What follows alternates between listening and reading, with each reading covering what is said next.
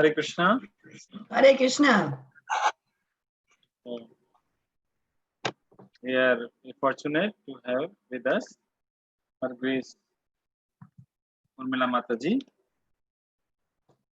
She joined ISKCON in 1973 in Chicago, and in the same year she received first initiation and second initiation in 1975 from His Divine Grace Abhay Charan Arvind Bhakti Swami Srila Prabhupada. And in 1996, Urmila Mataji and her husband entered the renounced order of Vanaprastha, and she is a member of the Shastric Advisory Council of ISKCON Governing Body Commission, and also has been an associate editor of Back to Godhead magazine since 1990. She is contributing and teaching Bhakti Shastri course over 15 times, traveling all over the world, and also she is teaching Shastra and practical courses in education and organization. She has 3 decades of experience teaching primary and secondary students. So we are very grateful to her to come here to guide us at this most needed time. Let us express our gratitude to Her Grace Urmila Mataji by one time loudly chanting Hare Krishna Mahamantra. Hare Krishna, Krishna Krishna, Hare Hare, Hare Rama, Rama Rama, Hare Hare. Her Grace Urmila Mataji ki, Prabhupada ki. Hare Krishna. So I thought, if any of you have any questions you'd like me to address, if you can just please type them into the chat window, and then we will try to get to as many of them as possible. So I thought first I'd sing the song by Narottam Das Thakur, Yanilo Premadana, and we're not going to sing call and response. I'll just go through it once. If you want to just mute yourselves, but if you can sing along with me at the same time, that would be very nice. Ye anilo premadana karuna prachur Eno Prabhu Kotagela Acharya Thakur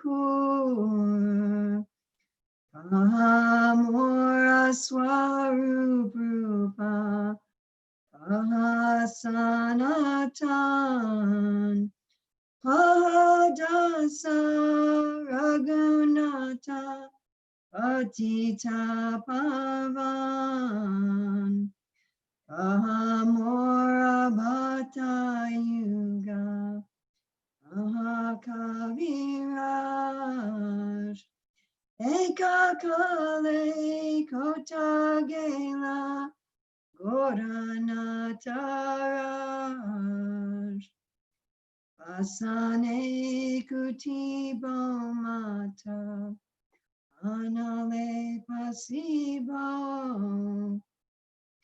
Goranga Gunera Nidhi Kotagele Pabo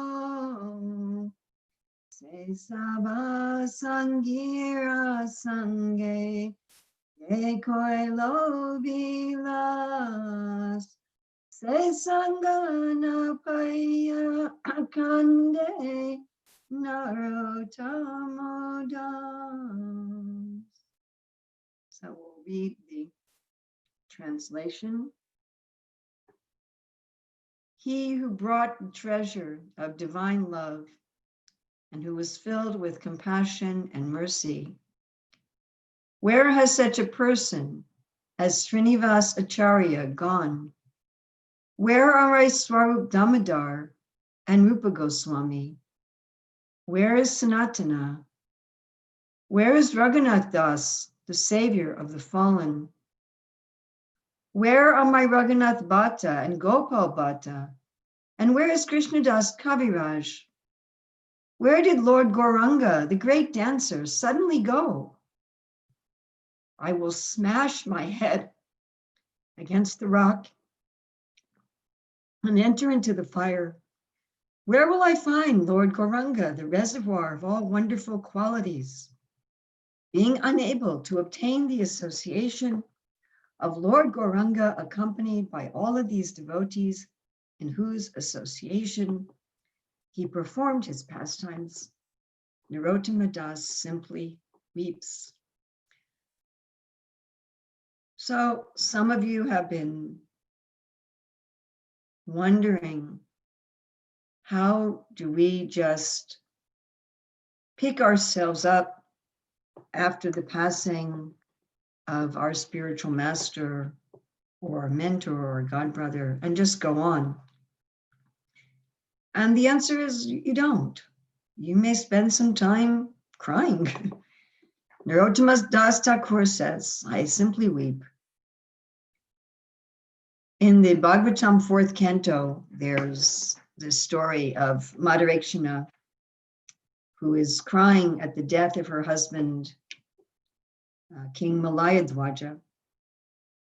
And it says that she laments for a long time. So that is very normal and natural. When Srila Prabhupada left this world, there was quite a while when we went about somehow the basic essential things of life, but that was about all. We weren't able to just say, okay, I'm going to pick myself up and just devote myself to the mission. Sri Chaitanya Mahaprabhu asked Ramananda Roy, what is the greatest sorrow? And Ramananda Roy said, the greatest sorrow is to be separated from the Vaishnavas.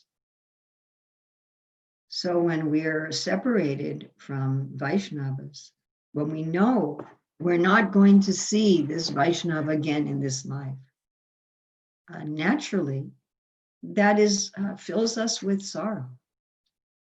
Bhakti is about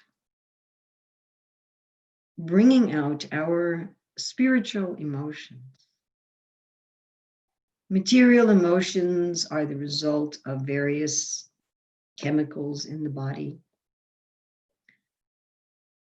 so that our body stays safe, so that we eat, sleep, mate, and defend.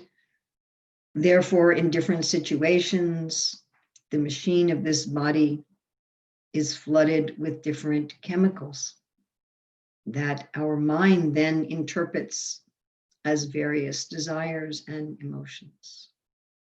So with those emotions, we are meant to be detached, neither wanting to enjoy those emotions nor hating them and letting them pass through us. They just pass, letting those material thoughts and emotions pass through us without attachment or aversion. But we are not impersonalists. Our ultimate cure for our material desires and material emotions are the awakening of our spiritual desires and spiritual emotions. And these are desires and emotions directly in relation to the Lord, but also in relation to the devotees of the Lord. That we care about the devotees of the Lord, that it matters to us what happens to a devotee of the Lord, that we have great desire to be in that devotee's company and to render personal service, that we grieve and miss the absence of a devotee. These can be the awakening of our real spiritual emotions. Everyone desires to feel something and to feel something very strongly. So that we feel something very strongly at the departure from this world of a dear godbrother, a dear guru, is a very wonderful thing. It's not something that one should say, well, I just want to make it go away, get absorbed in my service. Narottama Das said, I'm smashing my head on the rocks now. He wasn't literally smashing his head on the rocks, but that was his feeling. I'm throwing myself into the fire. Again, not that he was literally doing that, but this feeling, Sunyayitam Jagat Sarvam Govinda Vidahename, that the world is vacant. It's a kind of illusion, isn't it? The world is not vacant. There's so many things. But without this person that I love more than anything, the world is vacant. So in time, one transforms that grief, that ache, into a rededication to the mission, a rededication to one's service. And in time, one may find something that you really can contribute to Bhakti Charu Swami's particular mood of service. I mean, when Srila Prabhupada left this world, I was a young person. I was only 22 years old. And I kept going with my japa and my Gayatri and so forth, but it took maybe 10 more years before I really said, oh, this is my place in service. This is what I'm really contributing to my spiritual master's mission. So that time to have intense grieving and intense separation and intense longing is very spiritually purifying.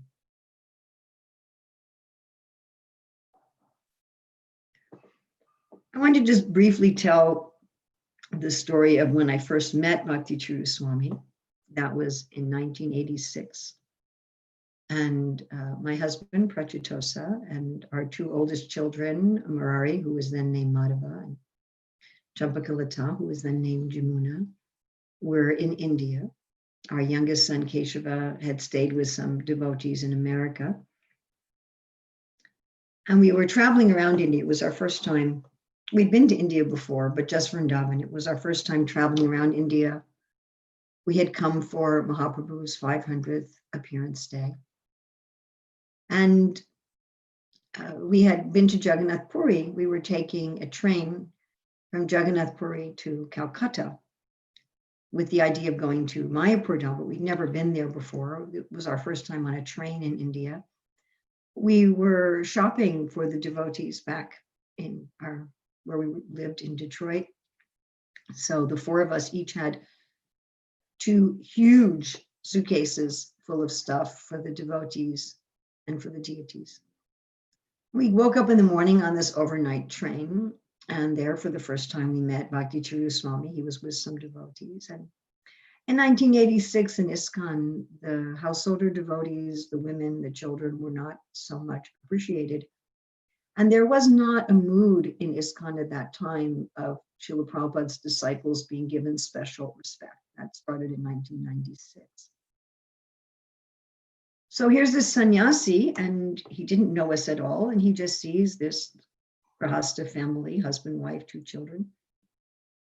He said, have you been here before? We said no.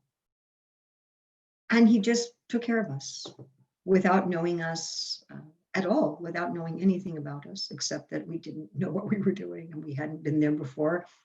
He arranged for us to go to a local devotee's house in Calcutta and get a shower in Prasadam and get a ride to Mayapur, all without us even paying anything. So, and then over the years, as I got to know Bhakti Charu Swami, he ended up where I am now in America, in North Carolina. He had his base here, I think, for a couple of years, spent a lot of time here. Our youngest son worked with him for many months on the Abhay Charan film. So he became a good friend of our family. I always saw the same etiquette and deep serving of the devotees, and deep humility, and just a love to serve the devotees.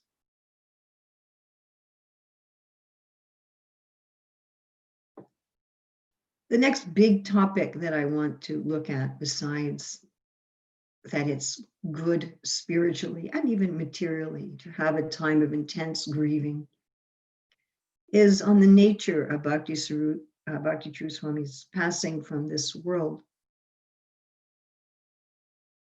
So everybody has to leave this world. Krishna says in the Bhagavad Gita, for one who has been born, death is certain.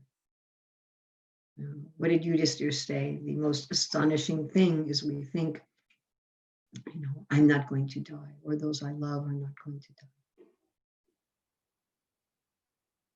So that's to be expected. Srila Prabhupada often said, I'm not going to be with you for very long. I'm already an old man. But we also didn't believe it. We didn't believe it. I mean, even when Prabhupada was very sick, we didn't believe it. We thought, no, he's not going to leave. He's not going to leave. He's been sick before and recovered. He's not going to leave. And it was a long, drawn-out illness that Srila Prabhupada had. I mean, with Bhakti Charu Swami, it was just like 20-some days. With Prabhupada, it was months. But seeing his condition gradually worsen and getting reports, of course, they weren't as immediate now with the internet. But getting reports, oh, Prabhupada ate some strawberries. Oh, maybe he's going to get better, and then getting worse again. Oh, Prabhupada went to London. Maybe now he's got, and then he went back to Vrindavan and he was sick again. Prabhupada wants to go around Govardhan. No, he's going to get well again. And then he got sick again. And there was always an element of just not believing that he was going to leave. Oh, Prabhupada will stay to finish the Bhagavatam for sure. So even though Srila Prabhupada was 81, and even though he had had recurring health problems for years, it still seemed unbelievable. And he had told us so many times, I'm going to go. I'm an old man. So I think no matter at what age someone is, no matter what the situation is, we're eternal beings. We come from an eternal world. And the concept of somebody leaving is so foreign to us as souls, especially someone that we're so dependent on and we're so close to, and such a wonderful person. But everybody goes. Bhakti Charu Swami wrote something wonderful soon before he departed from this world, that his family members in this world, his devotional family, were praying for him to stay. And his spiritual family in Goloka Vrindavan were praying for him to come home.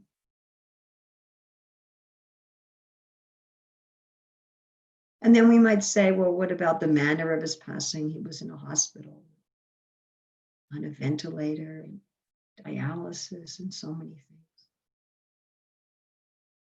I was thinking about it a lot. Many times great Vaishnavas, in the end, like Bhaktivinoda for 4 years at the end, did something called Nirjana Bhajana. Nirjana means without people.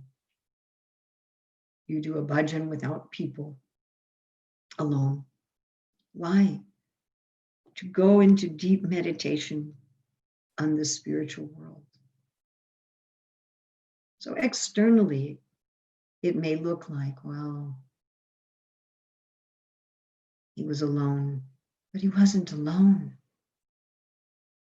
Bhakti Charu Swami had spent his whole adult life in deep meditation on the pastimes of the Lord. And Krishna was giving him an opportunity to do that without distractions of management, without any distractions of this world, to go into deep meditation. And then one may say, well, what about the devotees? Wouldn't you want to have so many devotees around you? But we're not limited by time and space. The devotees that were chanting and praying and doing yagyas all over the world, they were with Maharaj. It's not just a matter of being physically in the same room. We all have the experience of being physically in the same room and not there at all. Right? Have you ever been with somebody in the same room and they might as well be on another planet? Or maybe you might as well have been on another planet.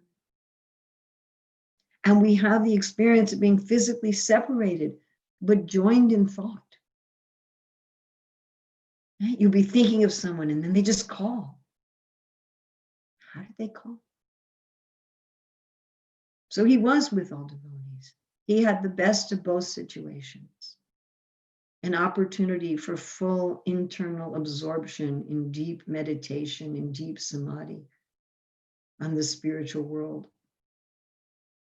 And the association with the Hare Krishna mantra, with prayers of all the devotees all over the world. So nobody should grieve for such a death. Krishna knows what is the perfect situation for each of us.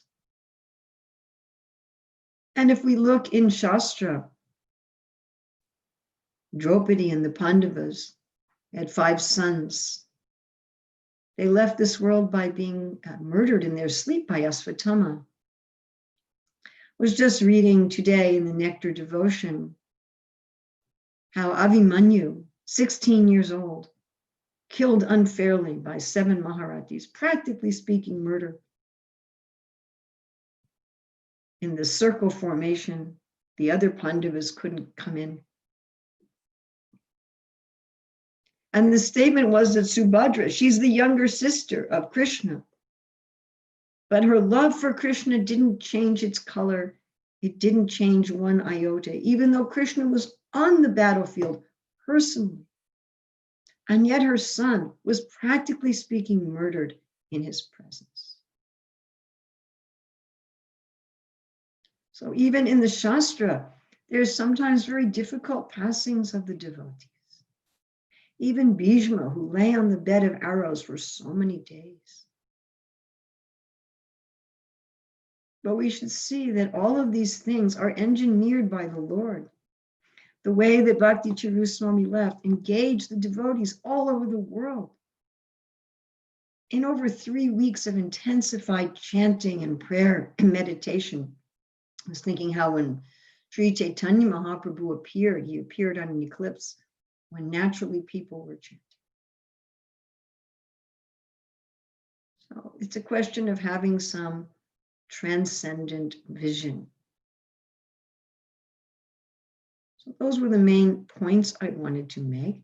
And I also wanted to take some specific questions and answer to the best of my ability. It's not that my answers are all going to be the only answer. Other people may have other points of view, but hopefully I can help in some way. Okay, so one devotee is asking, I've heard this many times, Bhakti prayer is Krishna, please do whatever is best. I fail to understand how this is Bhakti prayer, as Krishna obviously does what is best.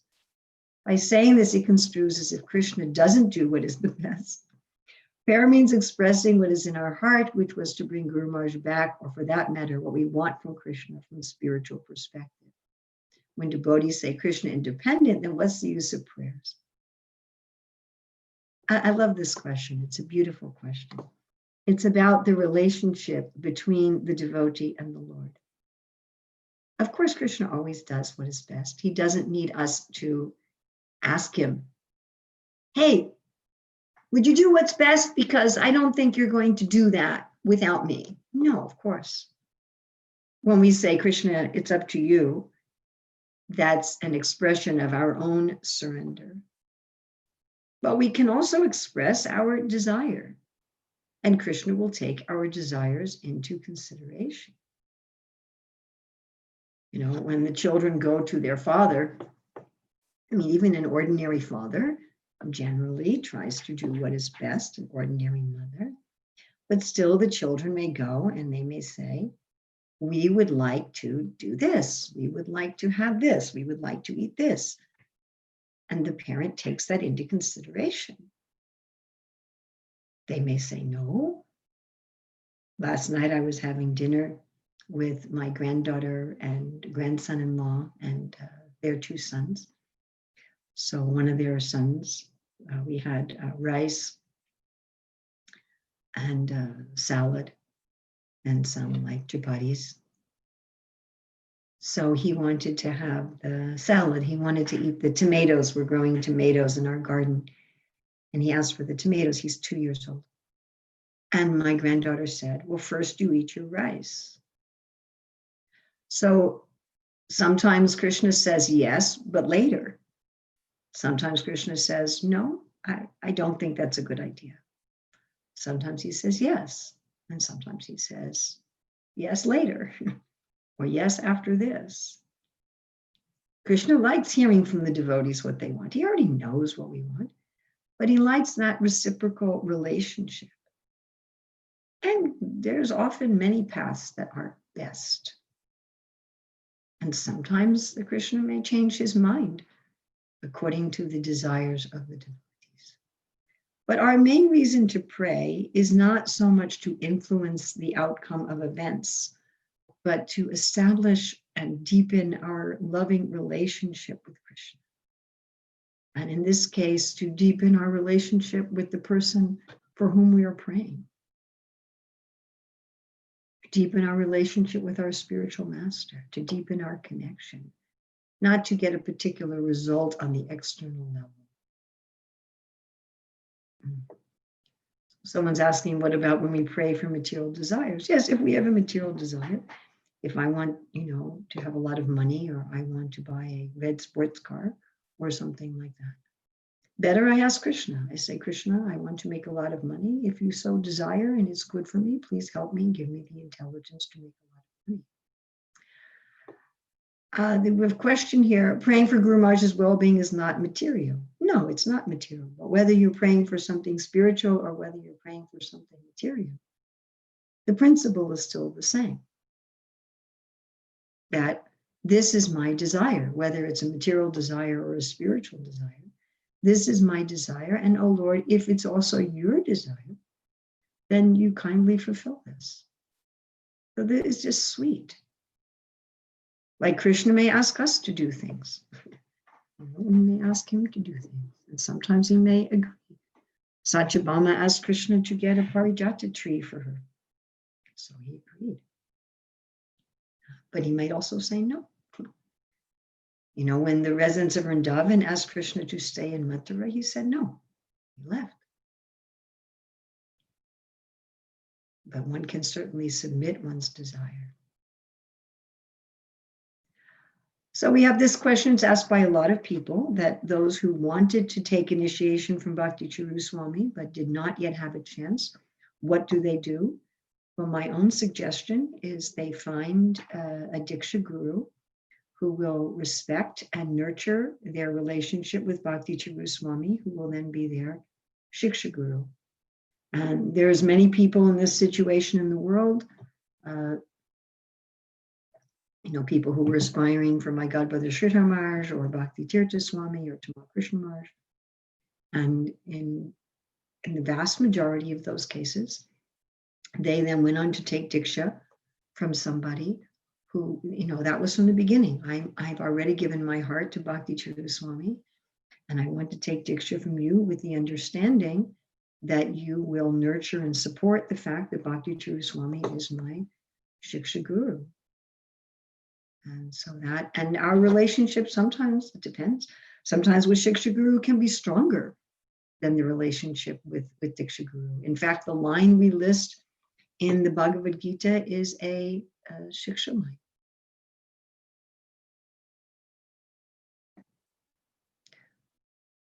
How do we concentrate on chanting during these tough times? Our mind is very disturbed.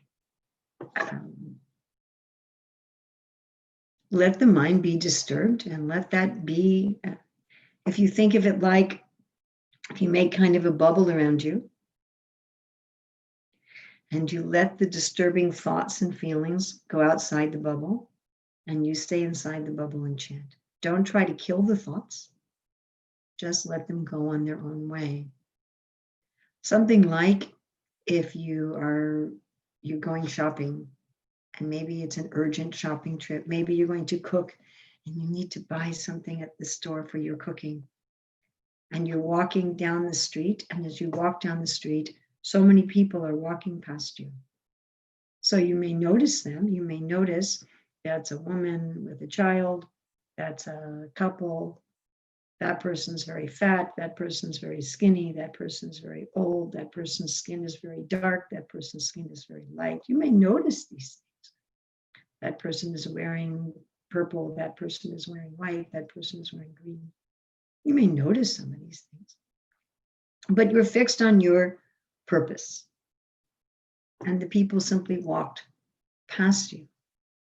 Or, you're out and there are animals on the street. There are dogs. Maybe there are cows and bulls. Maybe there are monkeys.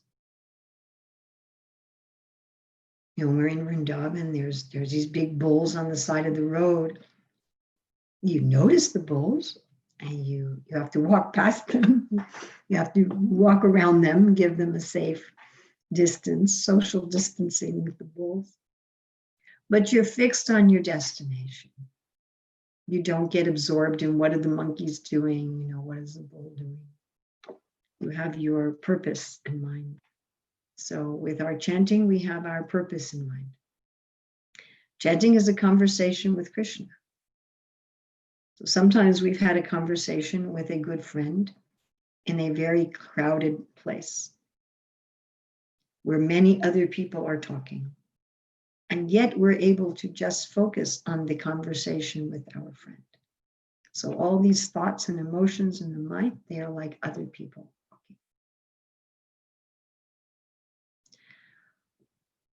Okay, saying we don't ask Krishna to do the best, we just trust Krishna will do the best. That's okay too. In the absence of the Vapu of Guru Maharaj, how we can hold tightly of his instruction, Vani Seva. Yeah, that's a hard one, isn't it? That's a hard one. We're very fortunate that one of the aspects of Kali Yuga is that we have so many recordings. If you think about, say, when Jesus Christ left this world, he had many disciples, but he never wrote anything, and there was no recordings, there were no videos. Many things were not written down for dozens of years. What did he say? It must have been very hard. And Srila Prabhupada left this world in 1977, it's 2020. And I just have this little thing, this little rectangular box.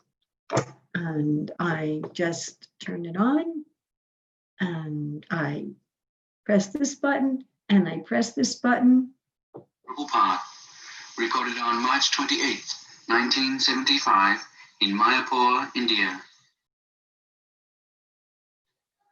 May that Lord, who is known as the Son of the... And that's all I have to do. I have a book I can pick up and I can read a book. There's Prabhupada's words. I have videos. We have that. We're very, very fortunate that the technology of Kali Yuga allows us this connection with those who have departed. And then, come on, you know the answer to this, association. You have association of devotees. Pick association of those who are fixed. Pick association of those who are determined, and get involved in some service that you love and that you're good at. Some service that inspires you.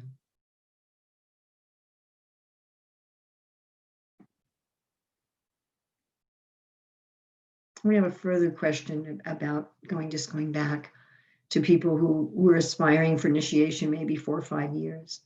How should they see this situation? They should see this situation as Krishna is going to give them even more help and even more support. They'll have a father and uncles that to come to see it in time as Krishna's kindness.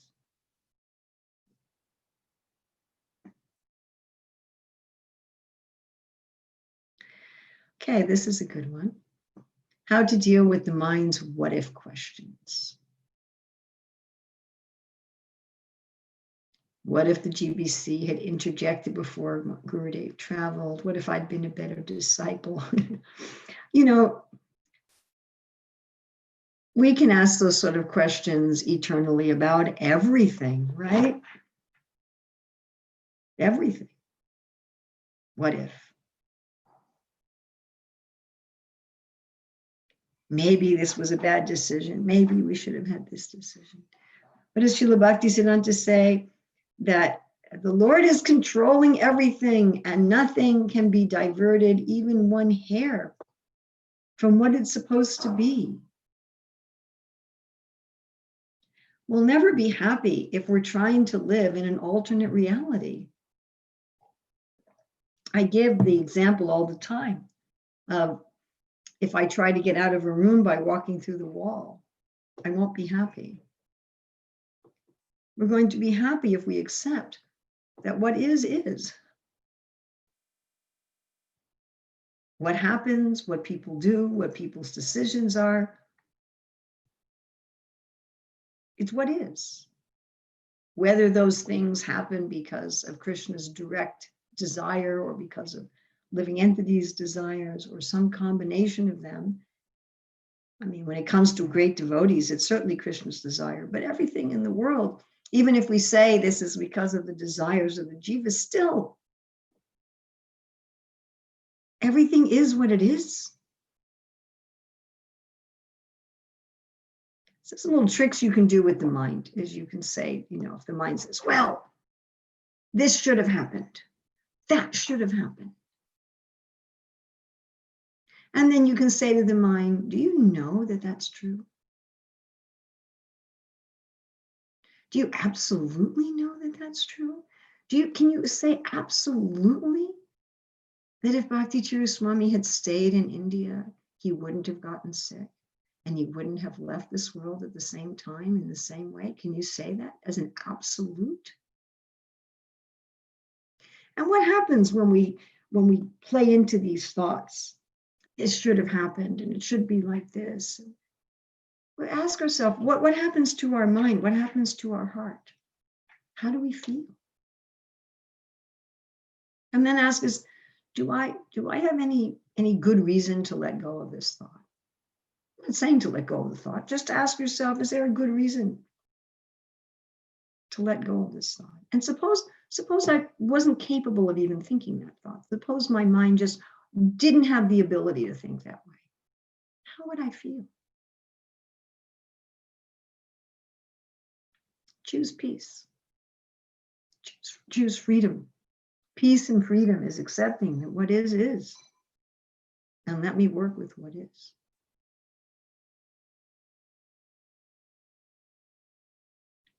I love this devotee saying that everybody cooperated together. Yes, that was very nice. How can we support others? I think with each person it's different. You know, it takes some empathy. It takes some connection. What do people need?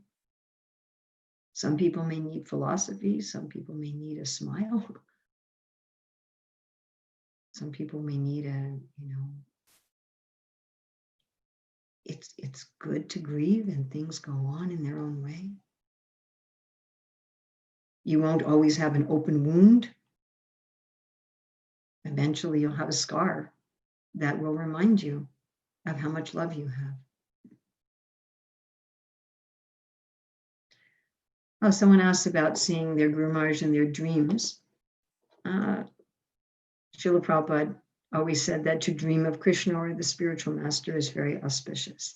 So we don't take necessarily instructions in dreams as some absolute pramana. We always check with Shastra and with sadhus. But any time to dream about a great devotee or Krishna is very auspicious.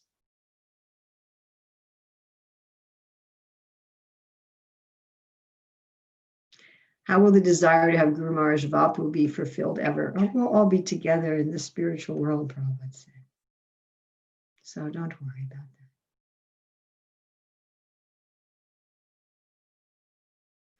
Well, this is a very good question. This is a question that I asked after Srila Prabhupada left. I've heard from other devotees that spiritual master comes again to liberate the disciples. Is this true? The answer is that the spiritual master does take an eternal responsibility to liberate the disciples. But it's explained that Bilvamangala Thakur, he had been initiated in his previous life. And when in his present life he started having difficulty, his spiritual master from his previous life spoke to him through his girlfriend, Chintamani. So it's not necessarily that the same jiva will come life after life after life for the same disciples. You know, my question was, well, then each lifetime he's going to make new disciples and then he'll stay here forever. But he will make an arrangement for the disciples. He might come back personally. Of course, liberated souls can also expand themselves. Sanatana Goswami talks about this, and Srila Prabhupada talks about this, not unlimitedly like Krishna in every atom, but the spiritual master can exist in Goloka Vrindavan and also on this planet at the same time. So that's possible. That's certainly possible that the same jiva comes to rescue the disciples, or it may be that they make some arrangement. But one should think that my spiritual master has to keep taking care of me until I finish, and therefore I should be very serious. Does the soul leave the dead body just after death? Yes, death means the soul leaving the body. That is what death means. Okay, from the day Guru Maharaj reached America, he was not well. I feel deeply from the bottom of my heart that how we taken care of him using all possible ways. We would not, and this is the same, what if? We should have, we could have. It's natural that the mind goes there, but when the mind goes to this, why didn't we take care of him? Why did we should have done this? We should have done that. Ask your mind, is that true? Can I know it's true? Can I absolutely know it's true? And usually you'll say no. I can't absolutely know it's true. And if I believe this thought, how do I feel? Do I feel stressed? Do I feel angry? Brahmabhuta Prasanatma, spiritual life. One of the evidences for spiritual life is inner joy and inner peace. So again, suppose I wasn't capable of that thought. How would I feel?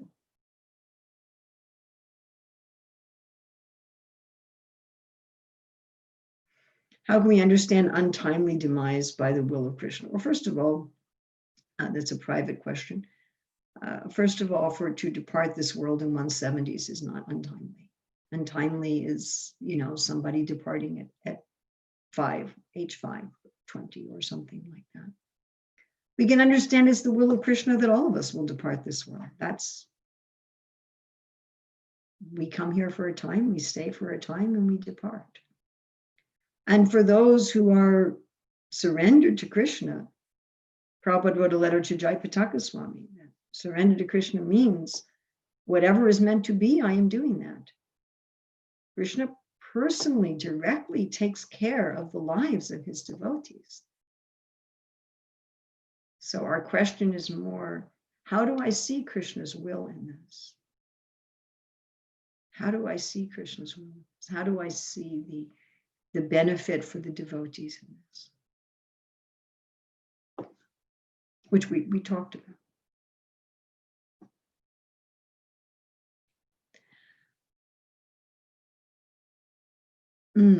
So this is a follow-up to this question. When a disciple doesn't qualify to go back to God, it again takes birth in next life, gets initiated by another spiritual master. Is the relationship with the first spiritual master broken? No.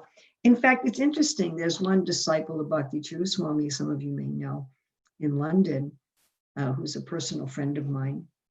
So she had a number of spontaneous remembrances and dreams and situations where it gradually became clear, and Bhakti Charu Swami encouraged her to explore this, as did Tamal Krishna Maharaj, that in her previous life she had been a brahmachari in ISKCON and had Srila Prabhupada sent a letter accepting him as a disciple. The yagya for initiation was going to be the next day, and there was a car accident, and this brahmachari died.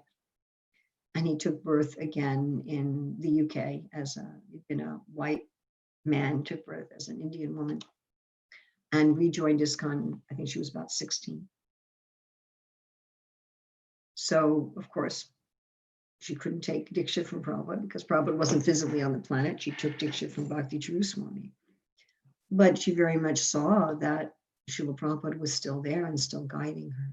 So that's one story that I'm familiar with, where someone actually remembers and she certainly doesn't feel her relationship with Srila Prabhupada was broken.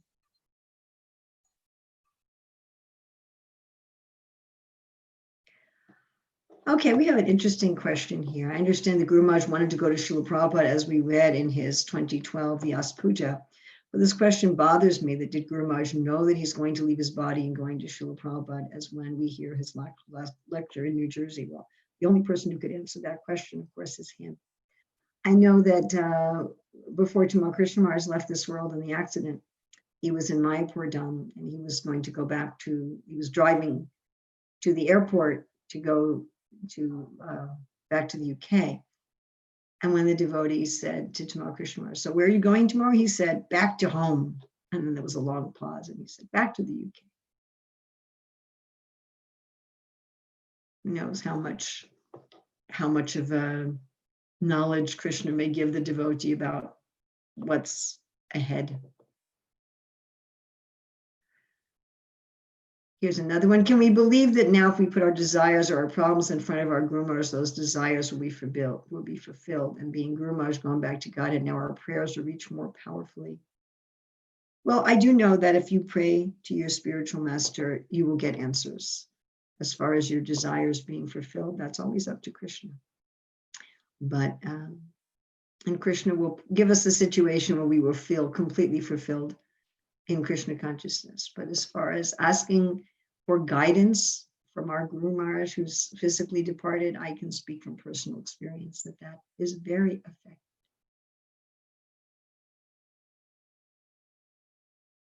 Okay, another question, private, about if one has aspired for initiation but yet not taken initiation, and I've answered that. Yes, they need to take Diksha of someone who's on the planet. If they haven't taken initiation, they need to take Diksha from someone who's on the planet. If you've already taken initiation, then there's no need to take shelter of somebody else. That's up to you. I mean, that's up to you. Srila Prabhupada wrote that he saw his spiritual master maybe only a dozen times, and Srila Prabhupada didn't take shelter of someone else after the departure of Srila Bhaktisiddhanta Saraswati. I mean, in one sense, we all have the shelter of so many of our acharyas. You know, I feel that not only am I Prabhupada's disciple, but I feel like I have the shelter of Narada Muni. I feel like I have the shelter of Bhakti Vinod, so forth and so on. And certainly I talk to my other god brothers and god sisters, and many of the second generation devotees who I go to for guidance and advice if I feel that I need it. And in fact, many of my most intimate friends are grand disciples of Srila Prabhupada, and I may go to them for guidance and advice. But as far as, do I have somebody as, you know, like a full-on Shiksha Guru? No, I don't. That's up to the individual. You know, what kind of relationships you have. It's not like there's some sort of rule in that regard.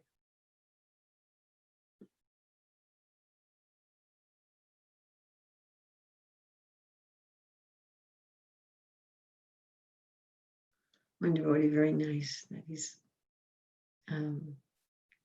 solaced by his associations. Someone's asking if they can ask their spiritual master to join in his mission wherever he is. Sure. Someone asked me if there's any female Diksha Guru in ISKCON now, and the answer to that is no, there is not.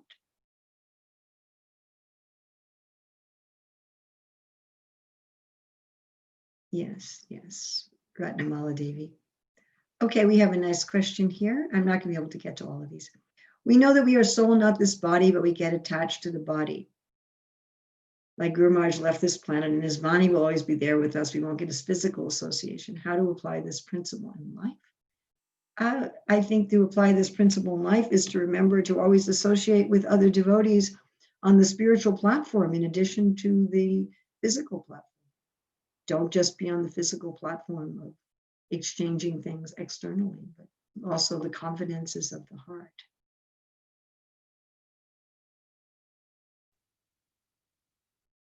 So we have another question again about, I haven't taken initiation. What can I do? Pray to Bhakti Charu Swami. Please guide me to the Diksha Guru who will give me the closest relationship with you. So many elevated devotees' prayers, why did Krishna break our faith? That definitely Krishna will protect him. Well, Krishna did protect him, protected him in his own way.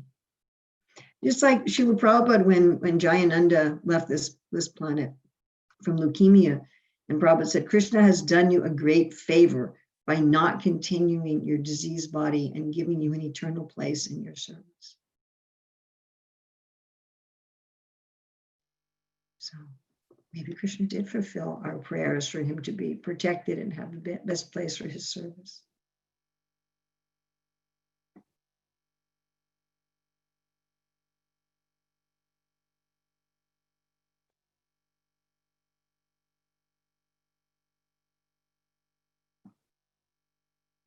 Okay.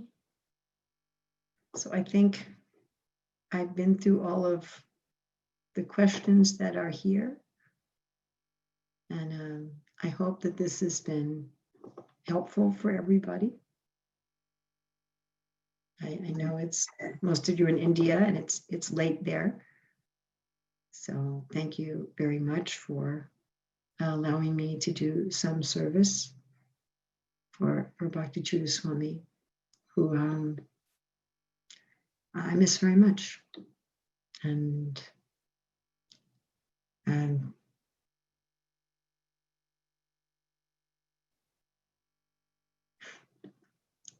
we can only break our heads against the stone. Thank you very much. Thank you very much for giving your wonderful association to all of us. Though we just this morning only I approached Mataji for this class, but very happily Mataji accepted the invitation to join the class, and very nicely he cleared all the doubts which are basically generating in our mind. It's in everyone's mind that all these questions are there. So thank you very much, Mataji, for your wonderful association. Hare, we can chant one time Hare Krishna Mahamantra for thank you, Mataji. Hare Krishna, Krishna Krishna, Hare Hare, Hare Rama, Rama Rama, Hare Hare. Her Grace Urmila Mataji ki Jai. Grace Bhakti Charu Swami Guru Maharaj ki Jai. Jagat Guru Srila Prabhupada ki Jai. Gaur Premanande, Hari Hari Bol.